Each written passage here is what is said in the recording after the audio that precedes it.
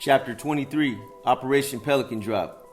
It was called Operation Pelican Drop. No law enforcement personnel are on the record describing it quite this way, but it's fair to say that inmates, especially Mexican Mafia inmates, had fucked with the system so much that this time the system was going to fuck with them back.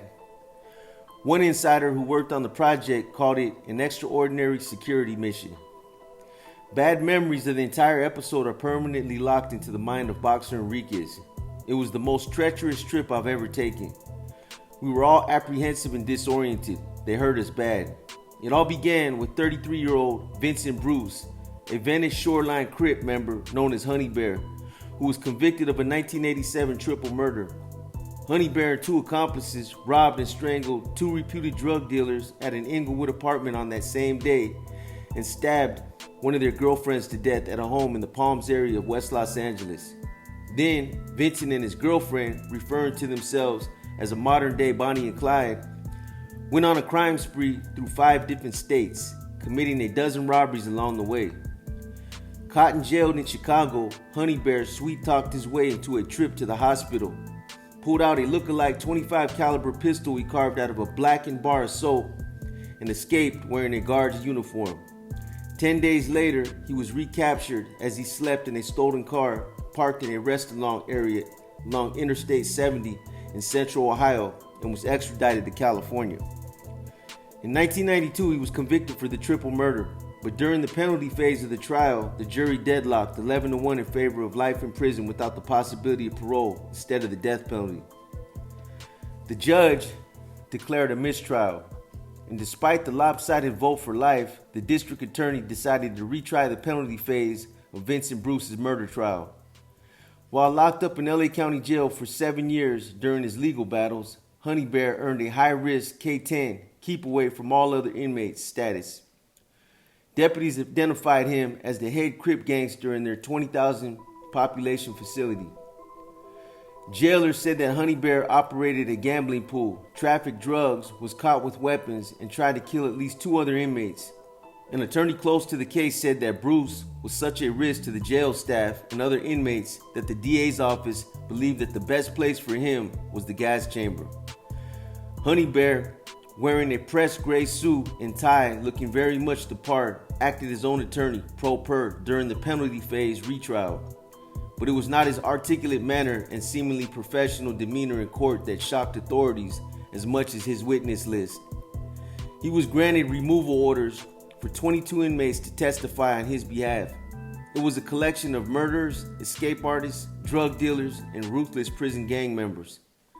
James Owens, an unassuming but battle-ready county counsel who had spent nearly a decade working with pro-per inmates, saw a red flag. When you see that number of people come down, you get real suspicious. He knew that the prison gang members such as John Stinson and Rene Enriquez had for years abused their pro-per status by calling down other nefarious inmates to kill or be killed or to participate in prison gang powwows. They are living a life that is a big game, and they play it day by day, stressed Owens. And they see how far they can push the game and how far they can bend the rules. On the other hand, Honey Bear called any suggestion that he was abusing the pro-per status of the pro-per system as totally BS propaganda. He simply wanted jurors to understand that in the violent prison environment, there is a different set of rules that he has to live under. The crooks on the witness list could help show that.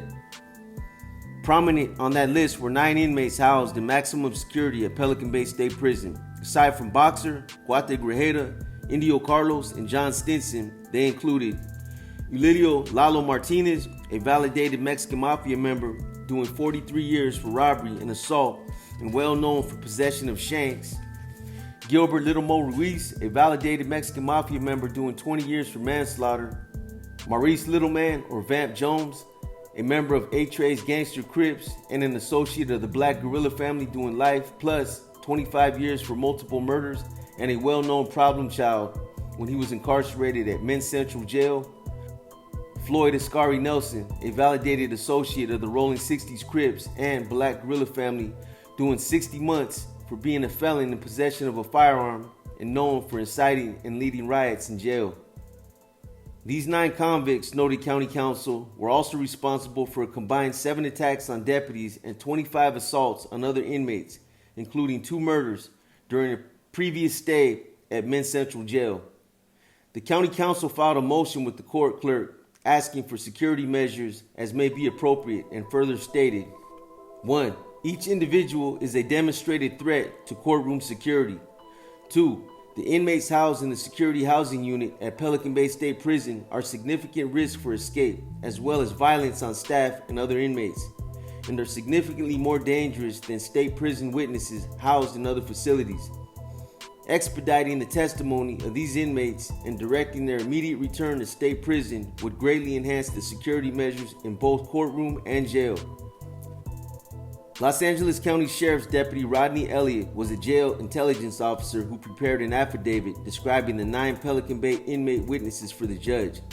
Obviously, they are the worst of the worst we have in society and the worst we have in custody. The motion was granted by LA Superior Court Judge John O'Dourquerque, and the groundwork was laid for Operation Pelican Drop. Vincent Bruce had respect across the board, said Boxer. He would allow us to stab certain black troublemakers without retaliation because he respected us, amen. So Boxer was fine with traveling to Los Angeles to testify for him and to keep Honey Bear out of the gas chamber.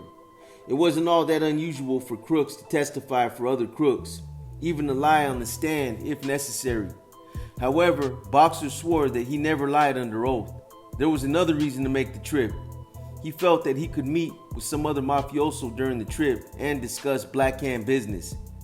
At 6 o'clock in the morning of August 28, 1995, he stood in the reception center at Wasco State Prison near Bakersfield. Everyone was given a sack lunch and some coffee.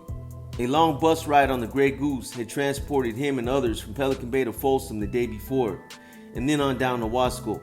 He was talking to the prison institutional gang investigator, IGI, Jerry Negretti, about maybe selling up with Cuate Grajeda. He and Cuate were smiling enemies, and he knew why Grajeda had volunteered to be his cellmate. All right, I'll sell up with you, he told Cuate. Come on, if you want to talk, we'll talk. Boxer knew the ritual. If he said no to Cuate, he'd be branded a coward. He also knew what to do if he and Grajeda did end up in the same cell. He'd done it before with other cellmates.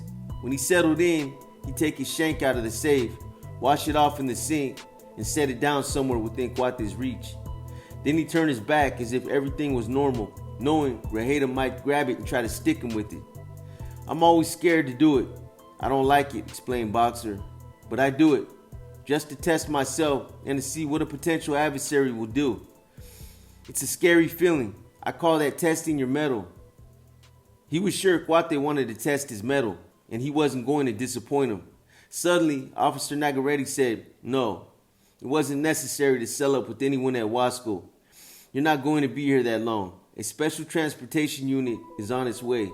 Meanwhile, the gang investigators had asked the mafia guys to drop their shirts so they could take pictures of the tattoos. It was always the same routine at every prison. The gang officers wanted to rub elbows with you. Go ahead, said Boxer. Still, something didn't seem quite right as mid-morning approached. Then he saw them pound into the ground. They were all wearing badges, protective vests, and riot gear, filing in 6 deep in British green jumpsuits, big cops, buffed out and physically fit, buzz haircuts with sideburns, and dark glasses hiding their eyes. You could just tell by their looks, said Boxer. These were the alpha male killer types, the pistoleros. They looked at us, and I knew they were trouble. There were 2 teams, 3 men on each team from the LA County Sheriff's Department Special Enforcement Bureau. Others were there from the Sheriff's Department Transportation Bureau to prepare the necessary paperwork and to place the red K-10 high-risk wristbands on the 9 inmates awaiting transport. The cops surrounded the crooks in their holding cells, took them aside one by one, stripped them naked, did a visual body cavity search, and redressed them in prison garb and chains. First, there was a waist chain, then a bandolier type chain across the chest, and finally handcuffs and leg chains. As if that weren't enough, their forearms were attached to the waist chains with plastic flex cuffs. Boxer made a slight protest, telling them it was kind of uncomfortable. In reality, it hurt. He was assured in an evasive manner, don't worry, it's just a short drive. At the same time, Boxer was trying to figure out exactly what was going on. Maybe they're going to chain gang us, one in front of the other, on the bus. Then a CDC officer explained, they have a helicopter waiting for you guys. At that point, the inmates became rather excited. Cool, a helicopter ride, that was new. It might be kind of fun, it wasn't. One by one, they were hustled into one of the two big white vans staged just outside the door. Waiting in an open field 200 yards away were two green and white Sikorsky helicopters emblazoned with the Sheriff's Department name and logo, fired up and ready to fly. Already up in the air were two smaller choppers to be used as chase aircraft for added security. Two SEB deputies stood outside the chopper doors armed with assault rifles. There were CDC marksmen hidden in the bushes and on rooftops in tactical positions with rifles ready to fire. Others nearby had stun guns and looks on their faces that assured the inmates the weapons weren't just for show. Boxer's body continued to ache from the pain of the restraints. From the van, he could only see each inmate disappear inside the helicopter door. Then there was a tug on his arm. His turn was next. At the door of the helicopter, a deputy turned him and slowly backed him into a row of seats inside. Once seated, the deputies put pads over each eye and used tape to hold them in place. A blindfold was placed over that so that the inmate couldn't see enough to launch an attack at anyone. Additional plastic flex cuffs were tied around the knees and ankles. A strap was added that reached from the chest chain to an anchor on the floor, forcing the inmate into a slightly forward bending position. 4 inmates were in one helicopter and 5 in the other. They were seated across from each other and were unable to communicate because the engine noise drowned out any attempt to talk. Boxer could still see slightly enough out of the corner of one eye to make out a deputy standing in the cockpit with a submachine gun. These guys, he was convinced, wanted us to understand who was in charge. In fact, they were 3 heavily armed Special Enforcement Bureau deputies on each flight. Why not just drive us to LA, wondered Boxer. Maybe they're just hovering a few feet off the ground to disorient the cons. He was in fact confused. Then the helicopters banked a bit, and again, out of the corner of his eye, he could see mountains and little lakes in the distance. They were on their way to Los Angeles. To say the hour-long flight was uncomfortable is like saying a trip to the dentist to get a root canal really isn't so bad. After they arrived at the helicopter atop the New County Regional Detention Facility, deputies cut off the flex cuffs, and then everyone was deplaned one by one. Boxer could barely walk when he got off the chopper. A few of the inmates had to be gently assisted in order to climb out of the aircraft. Still blindfolded and chained, the inmates were each given an armed escort to the jail. Deputies from the security team, the big guns, and bulletproof vests were on top of the roof and all over the place. Every time we moved, we saw sharpshooters, Boxer noted, and there was no doubt in his mind they would shoot us. Inside, the 9 inmates were rolled down a long corridor in wheelchairs to speed up the operation. The ankle irons slowed everyone down when they were on foot. Each prisoner was placed in a single cell on module 1600, separated from all other inmates during the entire 13-day stay. It seemed like hours before their cuffs were removed. Their arms, hands, and ankles were swollen from lack of circulation. Eventually, everyone was again photographed and fingerprinted. Additionally, there were cameras on tripods recording every move they made. A clear plexiglass wall cordoned off the end of their unit, not wire mesh. Then a nylon hospital screen was pulled across the entry so inmates couldn't see out. There was a stationary bicycle they could take turns on for exercise. Deputies didn't enter the area without a protective vest and without one of them carrying a 40mm block gun that fired less than lethal wooden blocks or plastic bullets. When it came time to go to court, or any time they were allowed out of their cell, the inmate witnesses were required to wear a react belt, a security device that gave an inmate 10 seconds to comply with an order before an electrical charge shot through his body like a streak of lightning. On the day he was to testify, the prisoner was transported alone in a sheriff's bus. As many as 11 deputies were in the courtroom at any given time during the penalty phase retrial. The judge banned all cameras and his inmates were chained inside the witness box during their testimony. Despite these massive security procedures, cops found a 10-inch jail chain in Cuategraje's cell. It was crafted from a toilet fixture and found under his mattress. Also, investigators uncovered a map that described the location of actor Edward James Olmos' house, confirming suspicions at that time that the Hollywood figure was on the Emma's hit list for his indiscretions in making the movie American Me. Boxer Enriquez actually took the witness stand and refuted a jail deputy's testimony by saying that Honey Bear didn't make any spontaneous confession to another inmate about a jailhouse stabbing. 13 days after it all began, as planned, sheriff's deputies expedited the trip back to Pelican Bay. This time, the inmate witnesses went on a special bus. It looked like a tractor trailer cattle truck with 3 levels of seating, armed guards stationed up front, surveillance cameras stationed around the vehicle, and dark paper taped over the windows so no one could see out. The same restraints were used again, only this time 9 prisoners had their bodies firmly pressed against the chair because they were chained to the back of their seat belts, with their feet chained to the post underneath the seat. So we were bolted back. It was worse, complained Boxer. By the time I got off the bus, I had to be assisted. It was bad. I was praying to God to let the ride be over soon. Someone on the bus actually had tears in his eyes. It was announced 20 more minutes.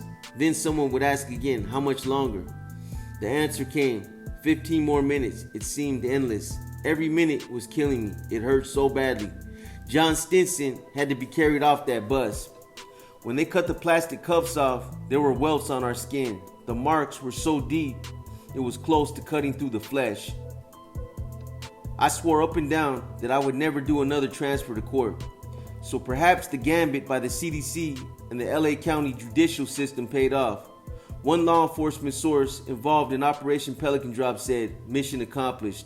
Nearly a dozen deadly hardcore prisoners housed and transported under a heavy security blanket came and went with no assaults or innocent civilians, deputies, or other inmates.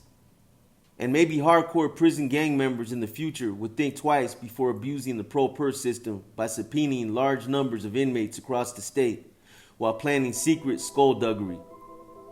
Sheriff's coordinator said it cost $12,000 to bust the inmates from Pelican Bay and back, another $16,000 for the helicopter transport, and an estimated $15,000 in security manpower just for the 3 days the Pelican Bay contingent was in court. Total costs, adding in other expenses for the entire 13-day stay, were estimated to be more than $100,000.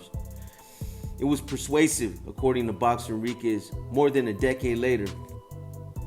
On the morning of November 7, 1995, Vincent Honey Bear Bruce was sitting in the same courtroom with a folder of legal briefs in his lap as the deputy removed his handcuffs. Weeks earlier, he had prevailed, convincing a jury to vote 12-0 for life in prison instead of the death penalty. It will never be clear if the testimony from many of the Pelican Bay witnesses actually helped in his case. In the end, the court, in rare cases, can overturn a jury recommendation for death. But he has no choice but to accept a jury's recommendation of life in prison. Judge John Ordekirk didn't waste any time. The judge went on. Mr. Bruce is an accomplished confidence man who is capable of regulating his mood, attitude, and emotions to attain his goals.